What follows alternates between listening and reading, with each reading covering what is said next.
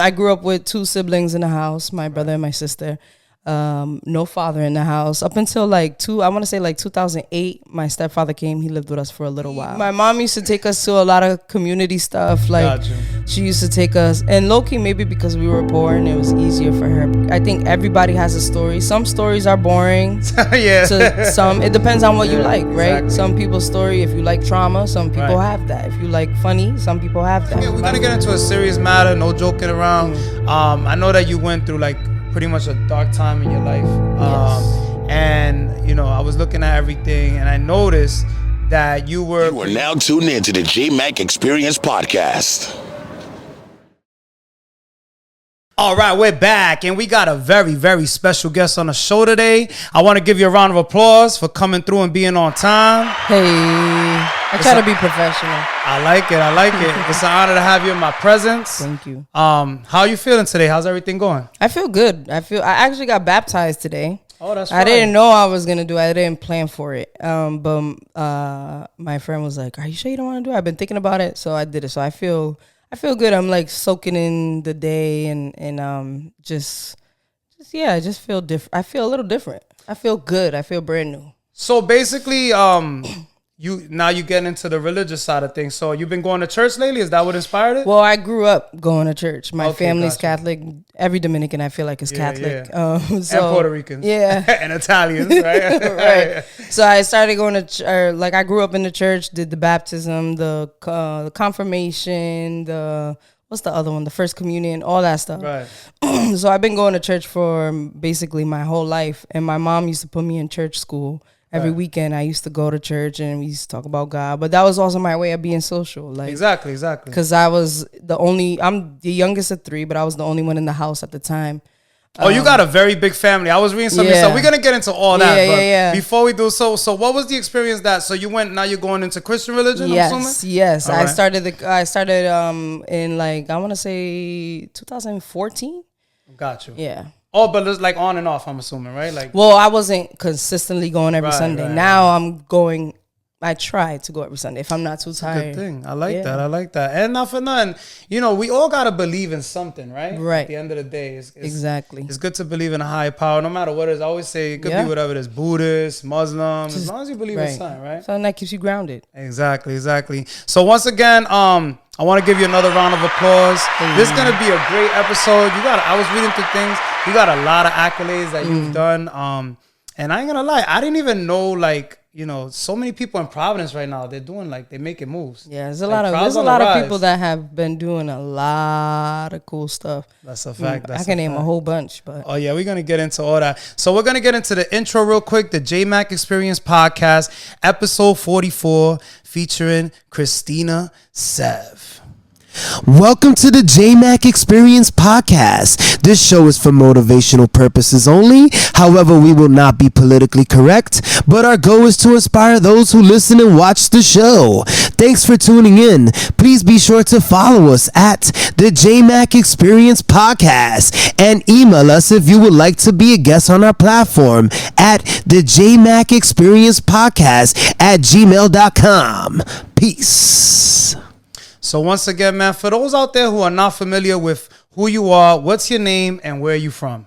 Well, my full name is, the Sev comes from Severino. Nice.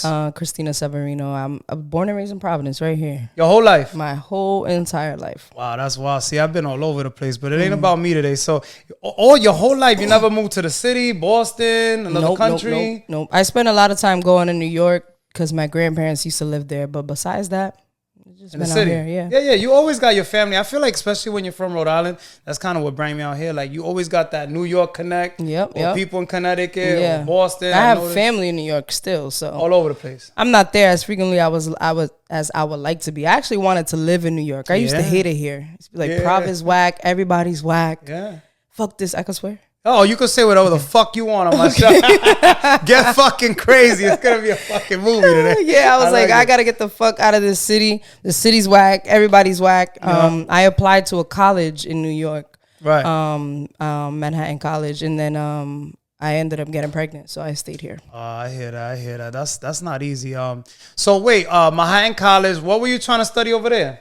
I was going to school for journalism originally. Oh, nice. Okay. And then I met with an advisor at CCRI, and she was like, "You shouldn't go into journalism because that's a dying art." Right. Little did she know that we were at the beginning of the blog era. Oh yeah. So I would have been deep in it, but everything happens for a reason. So that's a fact.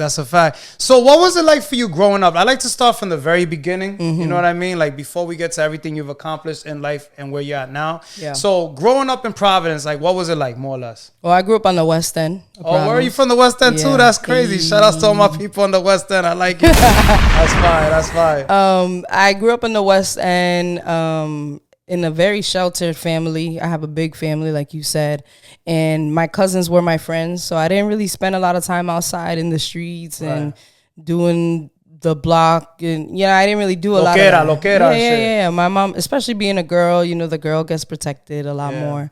But I grew up with 2 siblings in the house, my brother and my sister. No father in the house up until like 2008. My stepfather came. He lived with us for a little while. But then my mom had to kick him out the house because that nigga was cheating. But oh damn, he was acting up. He was on his harder, daddy. Oh my gosh, I tell you, it's gonna be a fucking. That's so weird to think about, but maybe, right? But nah, my mom used to take us to a lot of community stuff. Like she used to take us, and low key maybe because we were poor and it was easier for her. But we used to go to the Ebenezer Church on Cranston Street for those summer lunches. Shit was tough, huh? Yeah, we used to go to the Night Memorial Library. Yeah. And just my mom would just encourage us to read all the time. That's good. And then literally every school I went to was in the West End. I went to Gilbert Stewart for kindergarten, then Lima for elementary, then back to Gilbert for middle school because it ended up being a middle school. And then I went to Alvarez for high school, probably the worst high school. Why is that? Why do you feel it was the worst high school? It's just not a good school. Like the education is poor. We didn't have a sports team. We were a brand new school. I was the first graduating class. Oh wow. And yeah, it was just I had a really good childhood. But a lot of it felt like I was an only child because I'm so far apart from my siblings. My sister's 10 years apart and my brother's 8 years older than me. Oh wow, so you're we could say the baby, right? No, literally the baby. Yeah. So crazy. Like by the time I want to say 2000 came, it was just me and my mom in the house. Understood. Yeah. So all right, so more or less you had a good family. So not like a crazy upbringing. Some people they come from broken homes. Yeah. I mean my house was broken. There was no father in the house. Exactly, but for the most part, your mom tried to do what she could. Yeah, right? yeah. Of course. She wasn't my a mom crackhead. No, thank God. Some wild shit. My mom did smoke cigarettes though. I remember I used to take she was her stressed cigarette. the fuck out. Yeah. I would be smoking. Now that I'm thinking about it, I'm like, damn, this lady was stressed. And I used to take her cigarettes and throw them out, or I used to take them and crush them up. Yeah, I know. I used to do that. I got my ass beat for that. Facts. Yeah, my mom was like, don't touch that. It's none of your business. Smoking them Newport Longs. Yeah. I don't remember what kind of cigarettes they were. Honestly, I feel it. All right, so I read you have like almost 40 cousins. That's a big ass fucking family. Yeah, it's chaotic. So holidays must have been lit though. What? Every Thanksgiving, every Christmas Eve, New Year's Eve, and Christmas, because my aunt, the oldest of the girls, her birthday's on Christmas. Gotcha. So every Christmas Eve, we already know by 12 a.m. we're like, it's a party out this motherfucker. It gets crazy, and we used to invite people. And my uncles, they're really well known in the city. Right. Both of them work for the city, so nice. And everywhere you go, you're Isabel's daughter. You're not these niece, and don't you miss those days? I do. Don't you? I really do. It felt more like a community back then. Right. I feel like everybody's so like to themselves. Distant, literally. Yeah, I'm missing that shit. Like that's why I used to come out here. So kind of the same thing. Like you said, you would go to New York. I used to come out here on the holidays for, Thanksgiving, Christmas, all my family's from out here too. Well, most of them, but same thing. Like we used to have big get-togethers, Thanksgiving. Like, it's just none of that shit exists. People grow up and things change. But back in the day, all my fondest memories, my best memories are in family parties, baby shower, or just chilling outside, birthday and parties, whatever. We have like a birthday. It feels like every month. Yeah. So we used to see each other a lot. Very often. With 40 cousins, you probably had about 3-4. Yeah, I mean, well, then it was only 18 of us. Yeah. The second generation came in and made the family bigger. I like that. So now, you grew up with your family. Your mom raised you pretty much.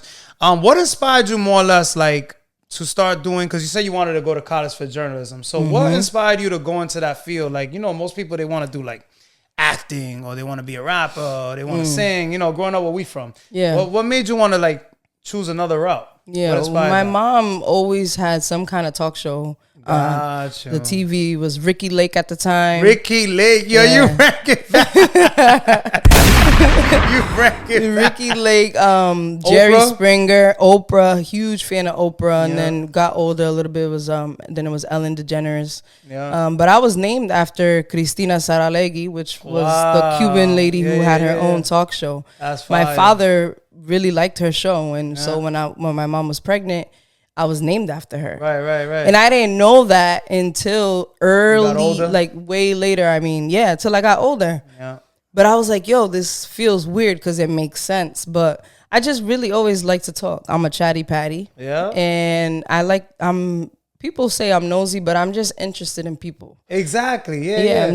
I feel like people are so interesting. Exactly. I'm gonna be honest, like that's probably why this is the first time that I interview someone that has their own podcast, which is awesome, by the way. And thanks for the opportunity. Of course. But like, it's true. If you're doing this and if you're in this field, I don't know if you agree, but like, you gotta find people interesting. Yeah. You gotta, like, I'm the type of person, because I'm originally from New York, but I'm talking about, I would even talk to crackheads on the street. Me too. I was just telling somebody how I had a crackhead friend for like 2 weeks. Yeah. This nigga disappeared on me, and then I found him like a few months ago. His hair is long now, but I think he's the one selling drugs now. Yeah, it's crazy. Yeah, I find it just very like, I'd be in awe actually, because I'm like the history of like where people come from, or the shit they seen. Like it was different times. Like, even asking them, yo, could you believe like we have phones now, like cell phones, everything's on the phone. Like, I have like a million questions. I want to know, especially don't let me meet someone that's like really established and really successful. I'm really trying to pick their brain. That's how I feel. I'm like, yo, I wish I could sit with J. Cole.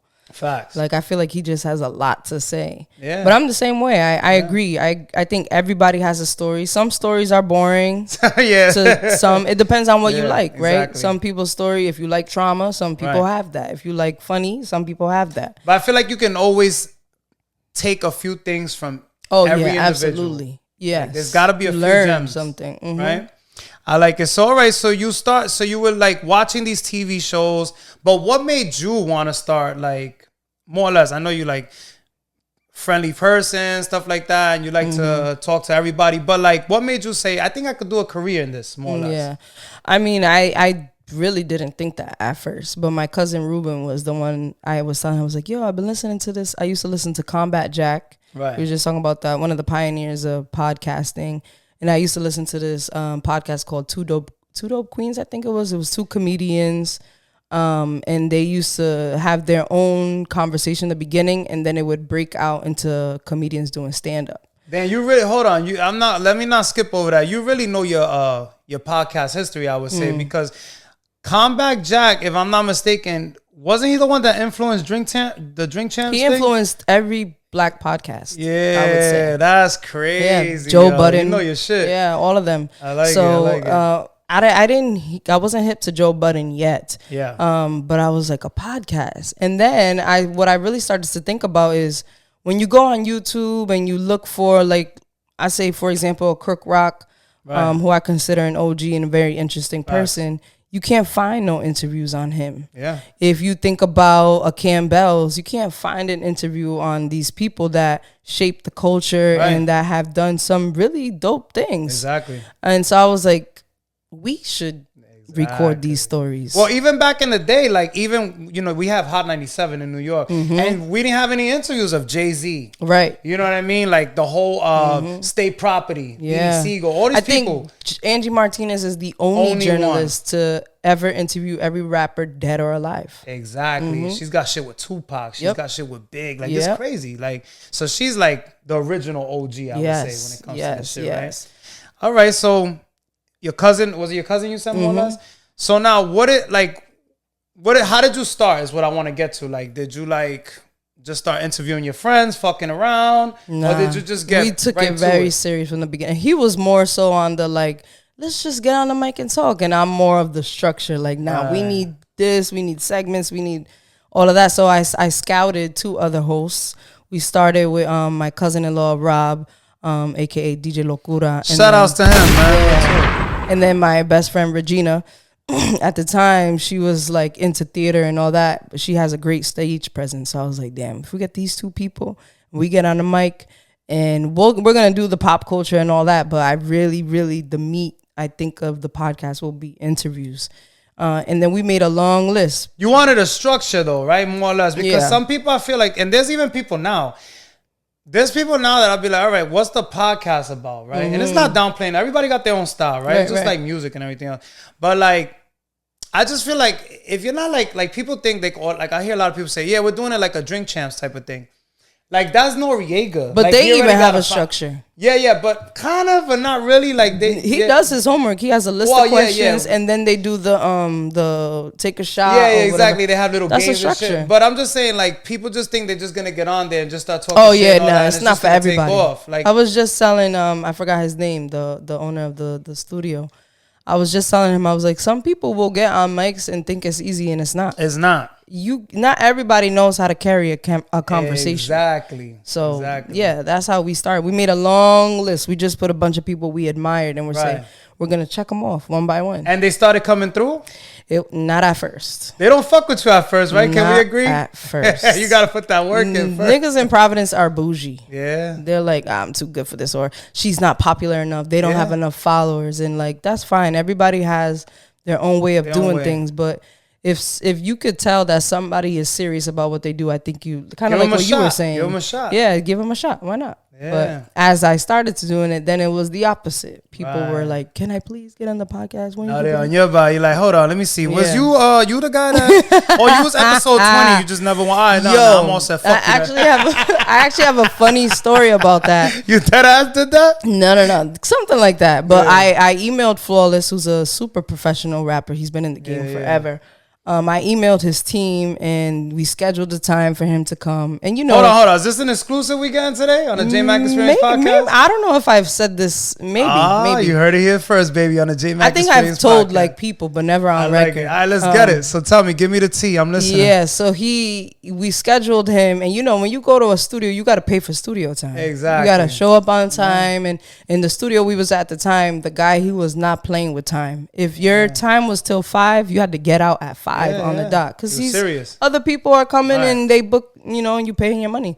So it's like 4 o'clock, 4:10, 4:20, no Flawless, and I'm livid. That shit gets you tight, especially when you put a lot of work into preparing for it. Yes. People don't know how much shit you got. Like, even today, I was preparing to the last minute. Exactly. People think you just come on, you're like, yeah, let's do the podcast. Yeah, because you start to think of things like, oh, let me do that. Oh, let me do that. Exactly. All right, but yeah, so he didn't show up. He didn't show up, and I'm like, I feel disrespected. Yeah. Like, you could have showed up. And if you didn't want to do it, just say no. Exactly. Like, that's fine too. And then I saw him at Dave & Buster's. Oh, you caught up with him. But I saw him with his family. I saw him with his wife and his kids.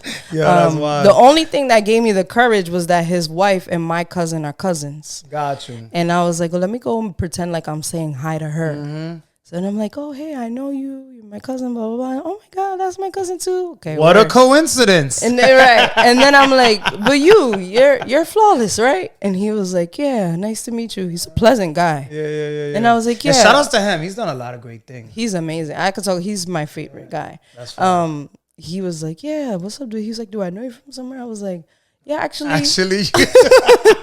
remember that day? Yeah. When I texted you 10 times? Right. Remember when you told me to email you and book you? And he was like, yeah, we booked you and you didn't show up. And he was like, what? He was like, that wasn't on my, I don't know. I don't know if he was lying or not. It's not my business to tell. But he was like, what? Really? For real? He was like, yeah, that wasn't on my calendar. And I was like, yeah, I think that's kind of fucked up. Yeah, that's and he a was fact. like, yo, I respect you for that. Yeah. And just for that, at least you didn't sugarcoat it, right? Because someone else would be like, oh, it's okay. Oh, yeah. He was like, DM me personally, like and I'm going to come and we'll get the interview. So he made up for it, more or less. Twice. Or 3 times. There you go. Now. Yeah. Sometimes you gotta be very persistent. Not for nothing. That kind of happened to me with I don't know. I watch a lot of like Netflix shows and shit like that. But the guy Brian, Chef Brian from Cristina Rustica. Yeah. I ended up bumping into him. Really? We talked on the phone a few times. He's like, yo, I'm all for it. Same shit. They came and went. But he was actually like, he didn't like leave me hanging though, because he told me he's gonna let me know. But like, weeks go by weeks. So at the end, like after the few weeks, I said, you know what, fuck it. Because like only so many times you're going to reach out, right? Because then you start to feel like you're annoying. You know what I mean? And you feel like I never really, I hate to say that, but I hate like feeling like I'm riding somebody's dick. Like being on the ass like that. I don't want to feel like that. That happened to me with a comedian too. I want to know her name. She's the lesbian comedian, black. She's chubby. From out here? She's from Boston. Damn, I gotta get her name. You send it to me. I'll put a picture when I edit this. Oh my God. I went to her show. She came through though too? No. I tweeted her and I was like, I would really love to have... Damn, her name escapes me. I think God doesn't want me to gossip about her. That's all good. Save it. You never know. She might come through next time. I tweeted her though. I was like, I would really love to have so-and-so on my podcast. And she tweeted me like 2-3 weeks later. And she was like, DM me, let's make it happen. And I was like, oh shit. And then she was coming to East Providence to the Comedy Connection. So I pulled up to see her. It was amazing. It was hilarious. Then after, and I was like, hey, I'm Cristina. You say, we could get a quick interview. She was like, not today. And I was like, damn, but you told me to pull up. And shit it on your whole parade. And That's like, she was rude. She was really rude. She was mean. Shit. She was drunk. Yeah. She was just so fucked up. She was on her Tiffany Haddish. I DM'd, she's a mess. I DM'd her like a week later, like, hey, I know like maybe it was chaotic. Can we schedule another time? We'll do a live stream. And she was like, yeah, hit me with the dates. What's your budget? Don't you she hate left when they me do on that red. shit? And I was like, you know what? It's whatever. I even unfollowed her because I was feeling some type of way. You got heated. I was so mad. Because don't do that. Yeah, just say no. Fact. Just say no. I kind of feel where you're coming from. Like, yo, just don't waste my time, right? Because I could move on to someone else. Exactly. You know what I mean? But basically, I seen Homeboy at the gym. Small. Providence is too fucking small. For all you out there watching this now, people like us, you're gonna bump into us eventually because we be outside. You know what I'm saying? Right. So like, and just like you do, I do the same shit. There's no shame in my game. I'll be like, yo, you remember you told me? Right. So Homeboy's in the sauna with his headphones on. I pulled up to the Relaxed. side. I'm like, yo, my man. Remember? He's like, yeah. He's like, nah, I got you. Same thing. All love, cool people, came through to his restaurant. Dope. We actually did it at his restaurant, which is fire. So that is fire. Good people. Shout out to him. Make sure y'all go get a plate at Cristina Rustica in Johnston. It's really good, the food there. So good. But yeah, so all right, so people have stood you up. Long story short, like, when did you decide like this was something that you wanted to do for like the rest of your life? I haven't decided that actually. Still not yet? No. This is a side thing. So this is just like a little hobby. It doesn't pay the bills. I've invested in this I've spent more money on this podcast than I've spent money on anything else. Exactly. Probably the only other thing I've spent money like that on is my kid. Right. Yeah.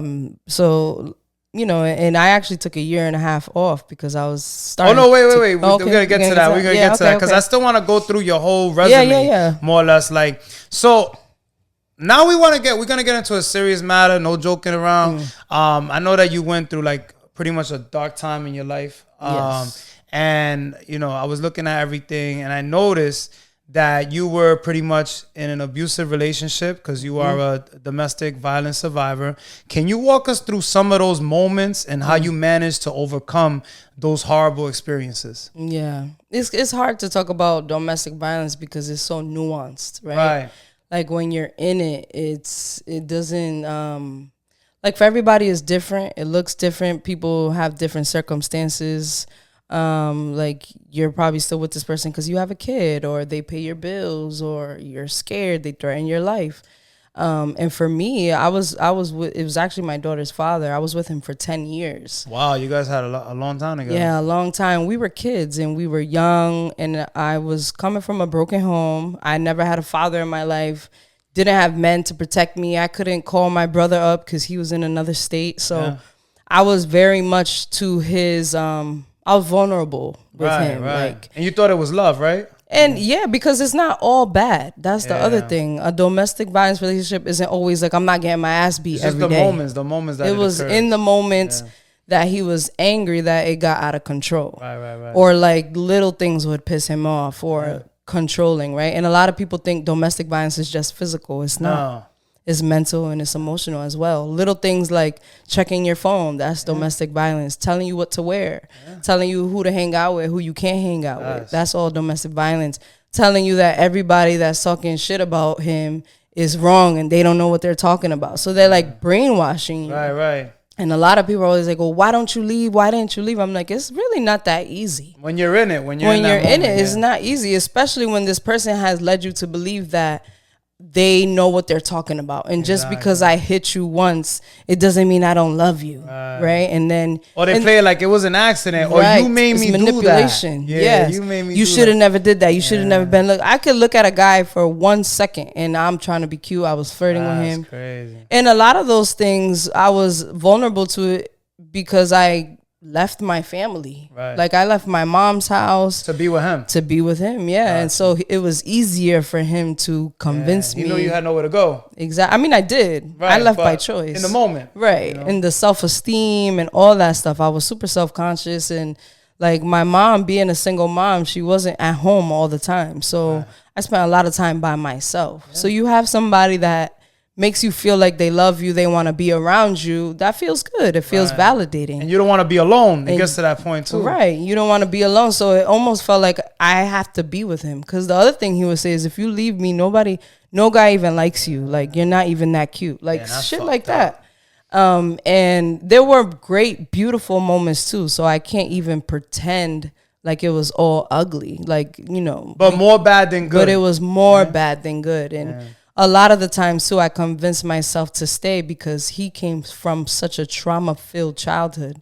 And I was like, if I leave him, who's going to love him and understand him the way that I do? Because we share so much about his life. Like, he told me everything. Isn't it crazy that someone could do horrible things to you and you still manage to feel bad for them? Yeah, it's crazy. There's I think it's called Stockholm Syndrome, I think is what it's called. When you like feel bad for your abuser.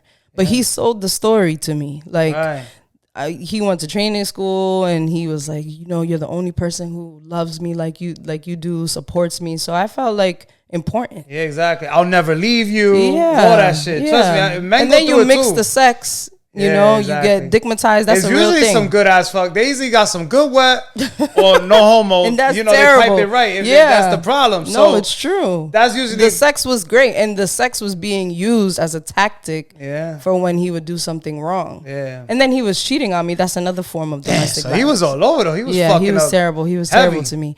And I can't speak to who he is today because we don't know each other. Right. In that, like, I don't speak to him. I don't have a relationship. But in that time, he was a terrible person to me. I got it. And literally, I think the only thing that saved me was literally the Holy Spirit. That's what I was gonna say. What made you snap out of all that?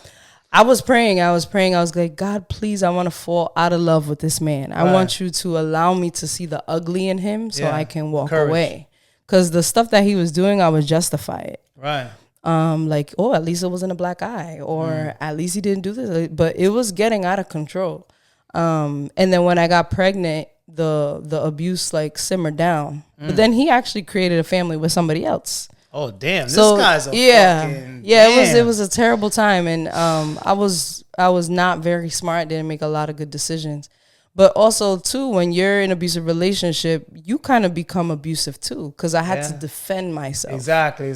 So when he would hit me with an insult, I would hit him back. Yeah. And then if he did something, I did something dumb like pour soda. You know what I mean? But those things there was consequences for those things. Well, there's only so many times that someone's going to keep kicking you to the floor and you're just going to let them do it, right? Right. And thankfully, the moment that it happened for me was after we had a baby.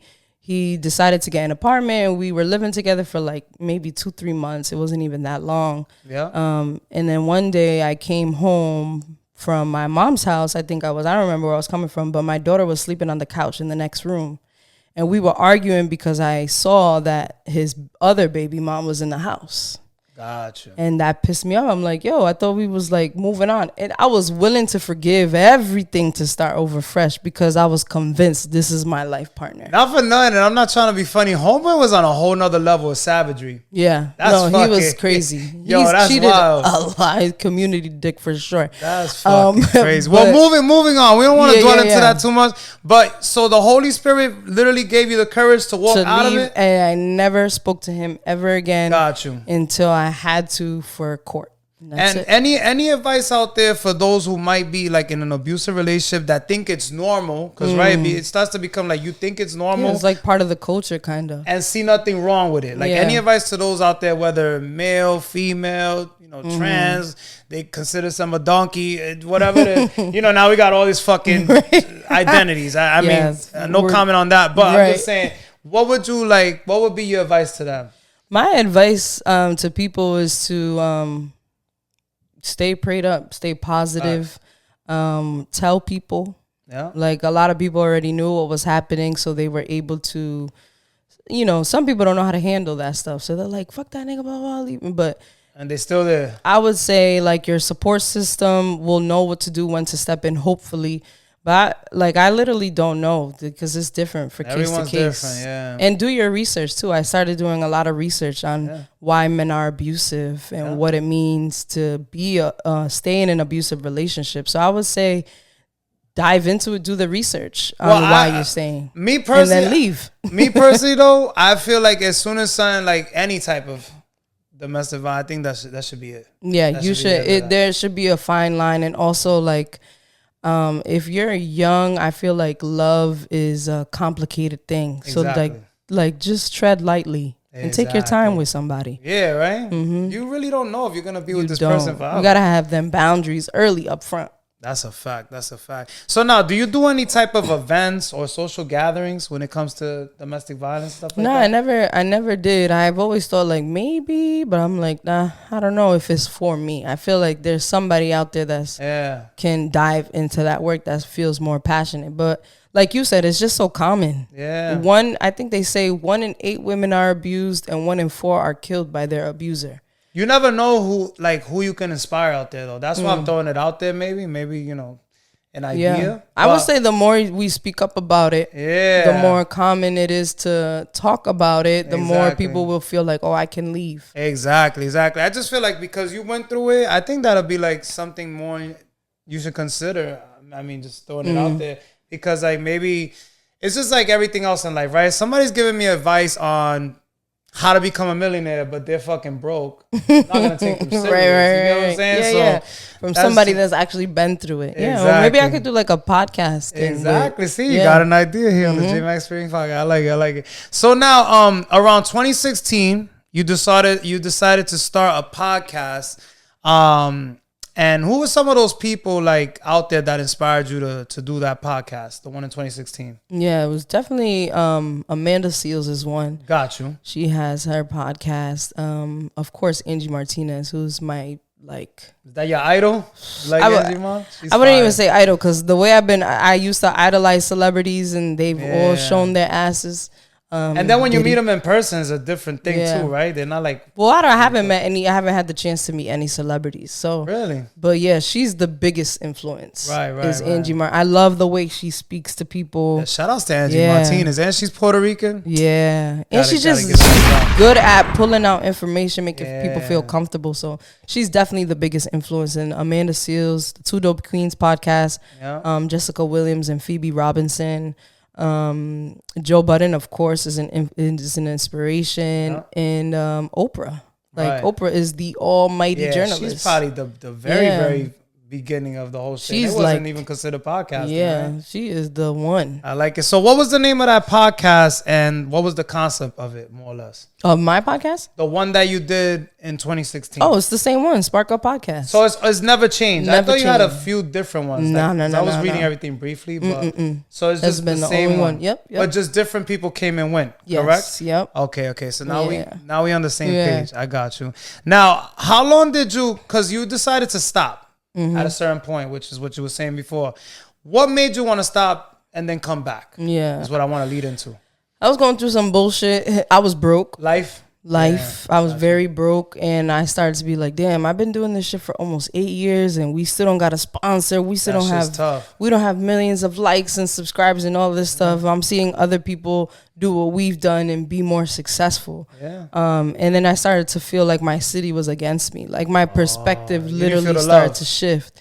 But it was all made up. It was all in my head. And I think a lot of the times what you think is how you project yourself. So maybe I was moving different and I didn't notice. So I was like, and sometimes you can hear it in the episodes too. Like when you were interviewing certain people. Yeah, no, like when I was sitting down with my co-host Ruben, I would like be in a bad mood. You didn't even give a fuck no more type shit, right? Yeah, like I was just like over it. And I was like, you know what? Well, you feel like you're forcing it at that point too, right? Yes. I was like, I don't want to force it. It's not fun anymore after It's not fun. It feels like a job. I'm tired because I was doing all the editing and everything, and you know how it is. Trust me. It's a lot of time. Yeah. And then so to put time into something that you not really feeling anymore, I was like, I'm just gonna walk away from this. Take a break. Work on me.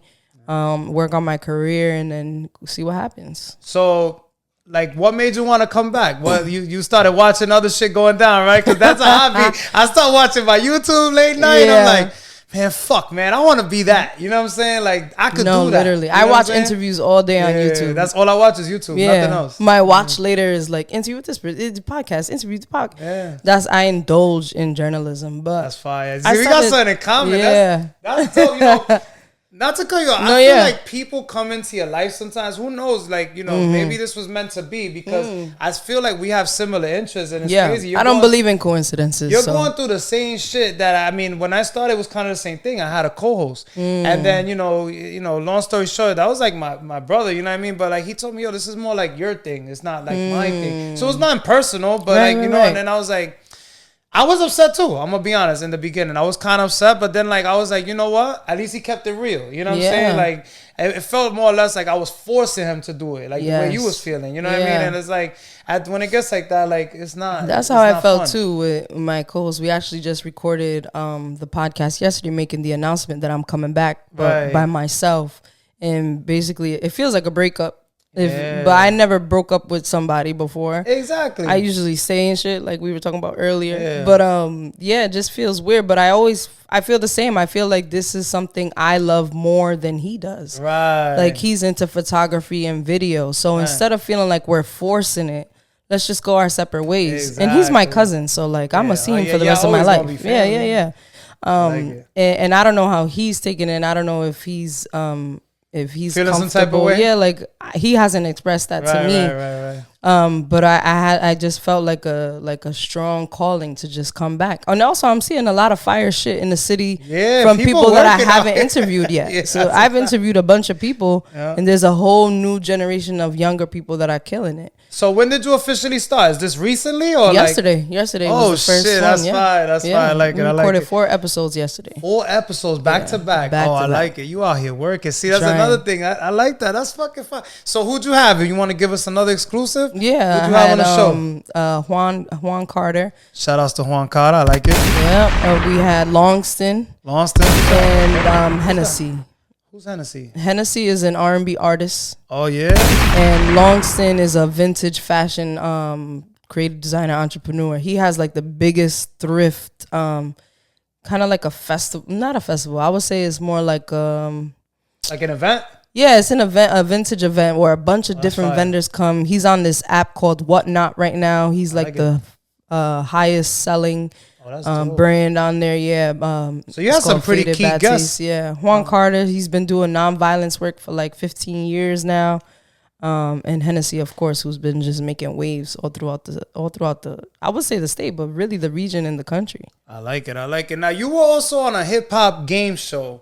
How did you get into that, and what were the ups and downs? Well, I actually created it. You created it? Yeah, okay. I created it back in 2020. Okay. It's basically a game show where I pick 2 contestants to go head to head and see who knows their shit more.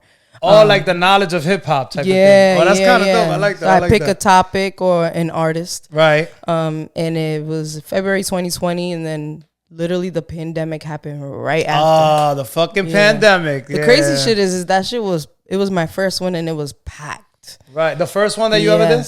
Yes. Where was you doing it at? It's a small place at the Alchemy in downtown. Oh, the Alchemy. I know the Alchemy. Oh, shit. Well, not the Askew. I always confuse them because they have the same owner. Okay, got you. Okay. It's a small spot. I think it was like 150 people maybe. And what, they go on the stage and like they just like... They got 2 people. I give them a buzzer. Right. Ask them questions. There's 4 different segments. Trivia, finish the lyrics, guess the sample. Oh, I like it. And then I always forget the other one. But yeah. You're going to do it again? You should do that shit again. A lot of people want me to bring it back, but it's a lot of work. Yeah. And then you're doing it at a big like a venue, you know? A venue, you gotta pay tickets. For the men. Yeah. That's a whole nother ball. And that's the other thing, like how I felt about the city is like I'm having events and people are not showing up. What's the point? I was feeling sour. Yeah. And I was like, I'm not gonna put in $500, $600, $700 for what into an event and have 50 people show up. And I appreciate those 50 people. Yeah. I don't want to like of course shit on those people. But it's not adding up, is what I'm saying. Right. The pockets are tight. Exactly. Yo, and everybody's struggling right now. It's hard. And a lot of venues, they don't want to fuck with you if they don't see that you're going to sell 100, 150 tickets, 200. So, yeah. But maybe next year I'll bring it back. I like it. So, now you're also you got a show on actual radio, WBRU 360. Mm-hmm. How did you come across that? Like, how did you get the plug for that? Like, how did you get involved with that? My throat is dry. And what's the name of that show? It's the Midday Spark Up. I like it. So it's like Spark Up Junior. Franchise. I've known Franchise for a long time. Yeah. Iconic figure in the city, in the state, really. And he was like, yo, why don't you just get on the radio? And I was like, I don't know, because it's shorter time. You can't swear. It's different. And he was like, I'm going to give you like 1 week to think about it. And that's love right there, though, for him to do that. Yo, you know what's funny? He's very supportive. Before you get into that, I was looking at his post yesterday. He was saying that somebody fucked up his controller. Oh, I don't know if you ready. He said, I'm done with people using my controller. I'm like, how the fuck? He said, I had 35 different DJs use my controller. Yeah, he was doing too much. I guess they fucked it up. He was doing too much, but he's like that. If you ask him for something, he'll be like, all right, come on. If you ask him to be on the radio, he'll let you. If you, the other day at the PVD Fest, I was missing a wire. And my friend went to go get it, and he let me borrow it. Like he's like that. So, and then I just did it. It's fun to me. Yeah. So, and I've been doing it for 2 years. 2 years. And I'm like, franchise, please, I need longer than an hour. So when does it come on? Give us the day, the time. That way people could tune in. People that are not familiar. Yeah, it comes on Tuesday from 12 p.m. to 1 p.m. I like it. Every Tuesday. And you could listen to it on 101.1 FM WBRU 360. Or you could download the WBRU 360 app. You can listen to it wherever you're from. So, and what's like the concept of that? Like when you do that, the radio show, what's the concept? So I do, it's funny. I do the pop culture segment. Just like what you were doing before. Yeah, local news. Got you. Because I like pop culture, but I'm kind of going away from that. So I bring it to the radio to like kind of fill that itch that I get. Yeah. Local podcasts. Local news, pop culture, and then I do a segment called The Love Report. Oh, that's you this whole time. Yeah. That's good because I be tuned in. Oh yeah, I be tuned in. I have 101 all the time on my radio. Like I always have that. If I'm not on 106, I get tired of 106 because it's always the same songs over and over. I go to 101 because you know they play some random shit sometimes, like when it's not the hip hop shit. You know what I mean? They have like other because it's only shit. from Sunday to Tuesday. Because they share the radio with because it's I didn't know at first. I thought it was another hip hop. They share the radio station with Brown students, like Brown dope. University students. Yeah. But I be tuned in. That's me. I named it after because Franchise's radio show is the Franchise Report. Gotcha. And I always tease him about being single. So I'm like, let me talk about love. Yeah, I like it. Because I love talking about relationships. That's fine. Like that's fine. How's that been going for you? You enjoy doing that? Oh, I love it. I wish I could do it 7 days a week. Yeah. I wish I could make a career out of it. I think that's, going back to like going to school for journalism. I love it. It's being quick, having people come through, having guests and talking and bringing things up and bouncing off each other's energies. It's great. It's fun, right? Mm-hmm. That's what I'm saying. Especially, can't wait till we start making a profit off this shit. Just throwing it out there. We looking, man. Yo, y'all want to invest? Hit us up. You know what I mean? We need that. We need that check. We need that bag. Real talk. So you've had overall over 115 guests. Mm-hmm. 13 seasons, over 174 episodes. Yo, that's insane. What's next for Cristina Sev, man? What's next? What else you got in the works? What's next for me is the podcast is coming back. And I'm just high quality this time because we was doing video on my phone, and sometimes I was posting it because I was very inconsistent with video because I didn't like the quality of it. It's all a learning game. Yeah, it's a learning game. And also the time. I didn't have a lot of time, which is why I did 4 episodes in one day. So I could just edit them and then put them out little by little. But it's just coming back to the podcast and seeing what that brings for me. I have been talking about bringing back the function with a few of my associates who are like, yo, get the sponsor connect and blah, blah, blah. So hopefully that comes back. Word. Also, I want to get deeper into my hosting bag.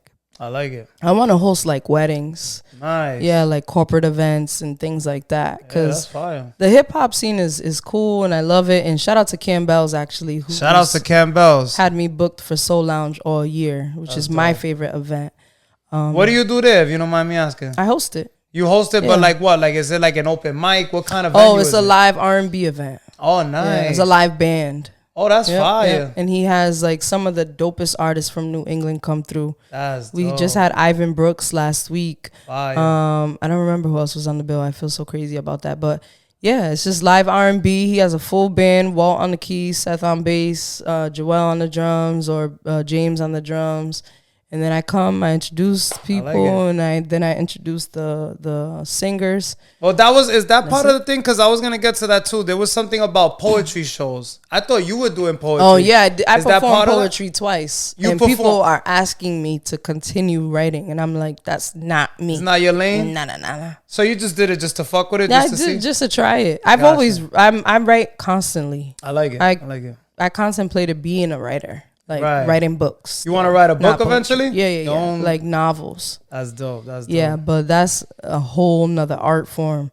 But yeah, just getting back into the media, getting back into the streets, reconnecting with my city in a more intentional way, and just seeing what happens. Where can people follow you at social media wise? Social media, Cristina Sev on Instagram, CRISTINASEV. And what about like to tune into your podcast? Do you have a YouTube channel? Yep. How can people tune into that? Spark Up Podcasts anywhere. Anywhere you stream podcasts on YouTube, that's where you can find us. I like it. Speaking of that, we're going to get into Album of the Week real quick. Album of the week on the Jmack Experience Podcast. Album of the week this week is Coyote by Tommy Richmond. Have you heard it yet? I have not heard. That's the dude that put out the...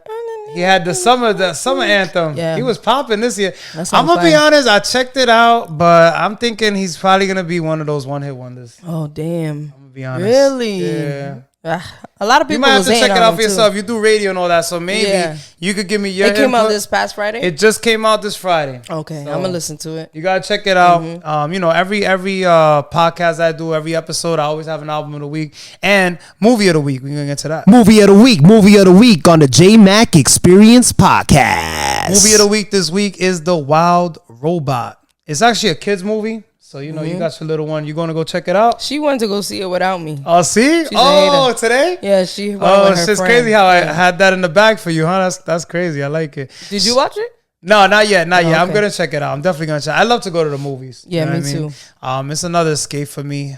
I did a little acting, like. Really? Yeah, so I got different hats that I wear, but I really enjoyed it. It's just like, that's why this was like a really dope episode, not for nothing. I feel like it was meant to be. Anything else that you want to promote that I didn't cover or that I might have missed? I think you pretty much got it. What you see is what you get with me. Facts. Like I don't pretend to be who I'm not, and even I have I think sometimes we get caught up in the persona. Like Charlamagne the God, for example, he got caught up in being the asshole on the show, and he lost friends because of that. And a lot of people don't like him because of that. But he got punched in the face because of that too. Yo. You ever seen that? You seen that clip? Crazy. But you grow and people mature and you evolve. But I think what I just want to get across, especially to the people of my city, is that I actually do respect and admire them. Like, I don't. Everybody that's doing their thing. Everybody that's doing their thing, and the people who are not doing their thing too, just the bystanders and the supporters. Right. Like when I approach people, I'm not approaching on some like media, like, come to my show. I'm like, nah, I fuck with what you're doing, and I want to hear it. You're genuine. Yeah, I'm genuine. And I don't think that anybody thinks I'm disingenuine, but I always want to make sure that people remember, like, I really love this culture. And I'm deep in it. And when I criticize, right, actually wanted to talk about the top 15 rappers list that got me in a lot of trouble. Well, give it to me. Yeah. Pause. What was that? No Diddy, they say now, right? What was the top 15 that you had? The top 15 list was, I feel like every journalist comes up with something that becomes a conversation. Gotcha. And I feel like we never had a ranking or a list for the rappers. And I was like, I should do one. But I didn't do it based off, like, I think people were doing it, think I did it like top 15 of the year. Was it your personal opinion? It was a personal opinion, but I did have like reason. I had like a rubric. I did it based off like lyricism, stats, consistency, stats, album sales. All that stuff. And some people were mad at the order. Some people were mad that they were not on the list.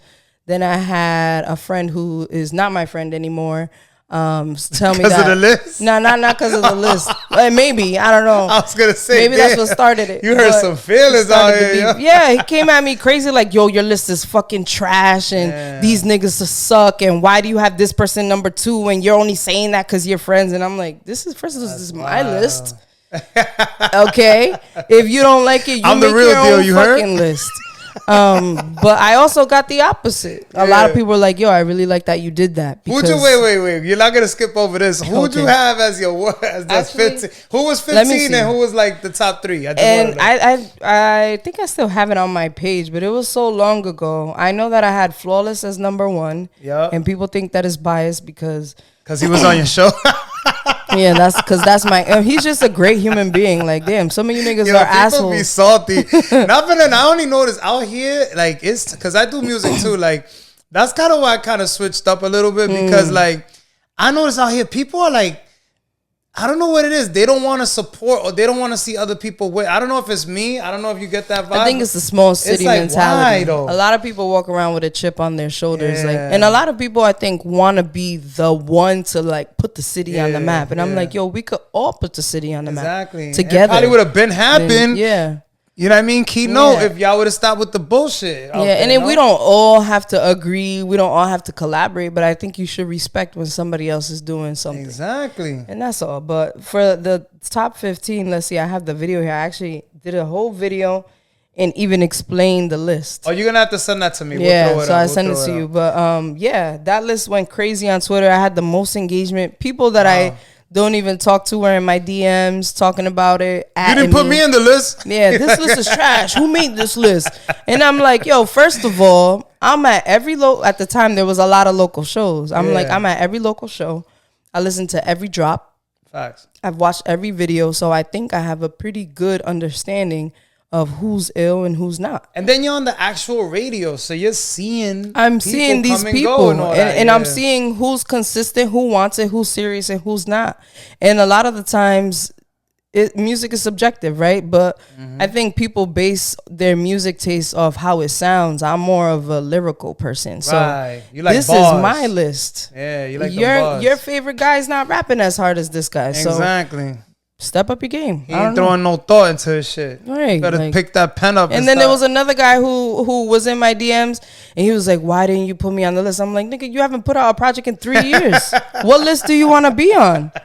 The list of I'm coming back list. Yeah, like I'm back in the game. And that's what makes the culture fun is when you have people critiquing it. That's a fact. That happens in hip hop nationwide. You have your B-Dot. You gotta have the constructive criticism to get better. It makes it fun too. It puts a little pressure. Exactly. A little fire under their ass. That's a fact. It's all love though at the end of the day. Yeah, you didn't mean no harm. Stop being in your feelings. And you're a female. How could I don't understand how a man could be mad at a female. Me, I couldn't get mad at a female. That's just me though. That's just me. You'd be surprised. Yeah, but now you're seeing a lot of shit come out. So hey, I'm not surprised. But anyway, can we agree that all the experiences that you went through got you to where you are today?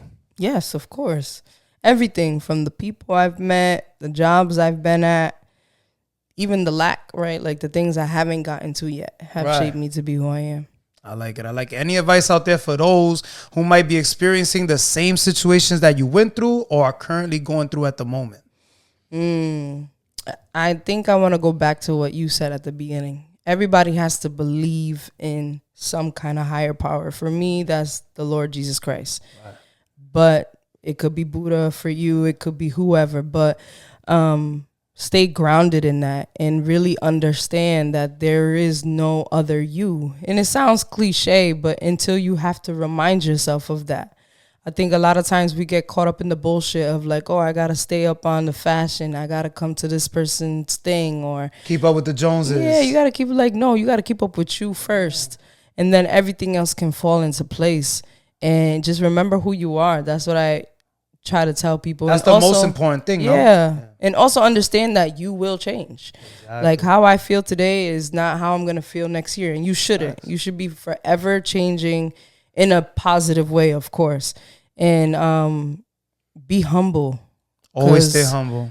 You could lose everything. And not even just material things, but sometimes your mind. You lose your mind, you lose yourself. Yeah. So dig deep into that higher power, that thing that keeps you, keeps you grounded.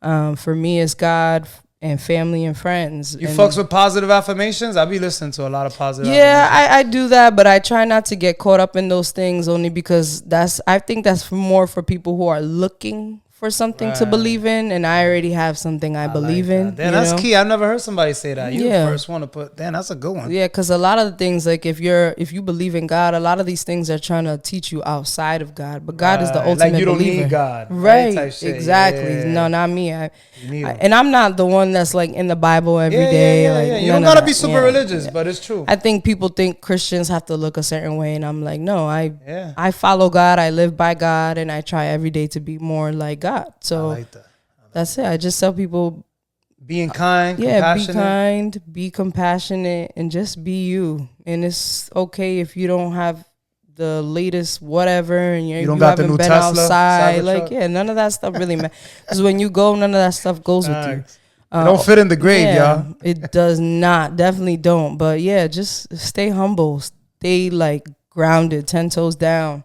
And like that head, that peace, that's the most important part. And everything else falls into place. And also follow your heart.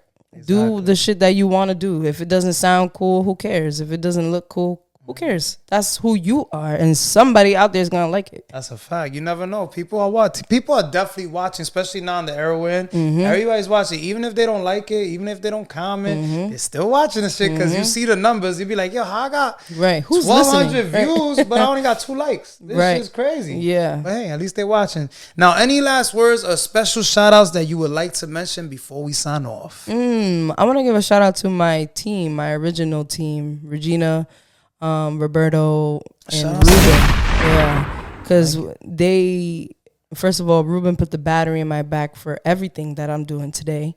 So I'm super grateful to have, he's like my brother at this point. We've grown very close. And my best friend, Regina, who is like my guardian angel. She's the one who's always like, you're fucking up. You're doing this. You're being lazy. She be on you? Yeah. You need somebody like that. Yeah. But also she feeds me in a positive way. I think you need that support system. But those key people, they didn't know what the fuck we were gonna do and how we were gonna do it and who was gonna pay for it and none of that stuff. But they said yes. Exactly. And I appreciate that. And because of that podcast, my life has taken a turn. Different turn. Yeah, it's been a beautiful journey. So I'm grateful for those key people right there, that have just been like, they've just been so amazing and allow me to be creative and also to lead. They were looking to me as a leader. Like they say, you gotta embrace your downs as well as your ups, no? Yeah, for sure. Can't always be celebrating the ups. You gotta embrace those downs to get you to where you learn most in the downs. Exactly. You learn most in the downs. And so those people, and then my team that was here yesterday, my friends that came through to make sure they pulled up. Yeah, the episodes went smoothly. So Yeah, I'm extremely grateful for my family that reminds me that I still ain't shit. Family still Yo, like, fuck you niggas, shut the fuck up. You don't know what the fuck you're talking. Like, I'm like, well, they keep you humble, right? Yeah. Those are the ones that keep you humble. You don't want a yes man all the time. No, you don't want to be like, yeah, whatever Cristina says, oh, she's the best. Like, nah. Tell me if I'm fucking up. Tell me if you like this. Tell me if you think this shit was trash. You know, be real with me. Yes. Right? Yeah. Now, where can we follow you at once again before we sign off? Cristina Sev on Instagram. I think that's all I'm at. I'm on Twitter, but I don't really use Twitter. Ghetto Superstar Sev, I think, is what it is. TikTok? Nah, I don't do the You don't do the dances and shit? Nah. You could catch me on the radio, WBR UG 60, 101.1 FM. She just Tuesdays, 12 p.m. Nah. I like it. I don't do no fucking TikTok, nigga. Right. You can find me on the radio. Nah, never that. I like it. You could catch me outside too. I love being outside. Facts. Mm-hmm. You be outside, you be in the venues. I slowed down a little bit. Yeah. We getting older, huh? Yeah. It's not easy. It's like I did this already. Yeah. Been around the block, been there, done that. I'm not it's impressed. Nothing new. Yeah. The Casamigos don't impress me. The Casamigos now. I'm like drinking like cognac neat now. Like I'll have a Red Bull. Yeah. Some ice. I'll have a water. Yeah, water. I gotta wake up early tomorrow. I gotta be up at 5 a.m. Yo, man, it was an honor to have you on the platform. Thank you so much for having me. Episode 44, Cristina Sev. We're signing out the Jmack Experience Podcast. Grah. Thanks for coming on the Jmack Experience Podcast. Be sure to come on for another episode every single week. Until next time, peace. Black Sheep Sea Moss. It'll make you want to slap your daddy. Oh, harder, daddy.